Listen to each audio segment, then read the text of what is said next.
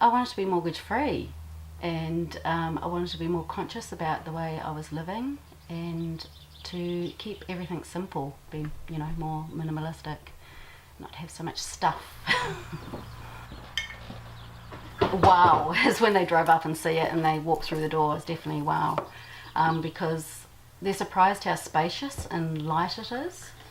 And because it's fully insulated and got double glazed windows, it's very warm too. The guy who built this in Christchurch, he lived on his boat with his family for years, and so his thinking was, space, small spaces. So here we have storage under the seats, just like you would on a yacht, on a boat.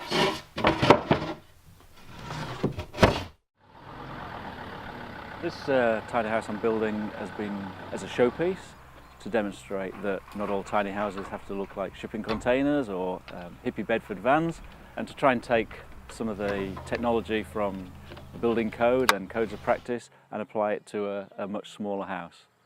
So this one's been done to be highly transportable, so it's shorter and higher off the road, and everything's bolted together rather than nailed. This one is more of a temporary holiday home than a permanent living house. This one's completely self-contained, so it has all its own solar energy, and that's all it runs off. It has no 240 volt hookup, and it has its own water supply with fresh water and grey water tanks too.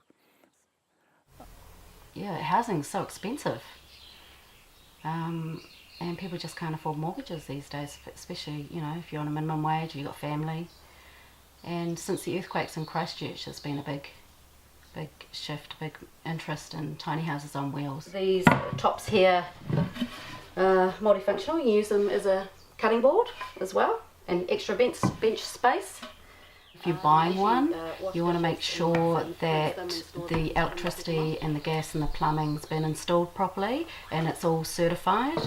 And something this size, mine's very big, it's 7 metres long, 4.2 metres high and 2.4 metres wide. So it's not something you travel around in, like a house truck or a caravan. You need a piece of land, you need somewhere to put it and live in it permanently, yeah.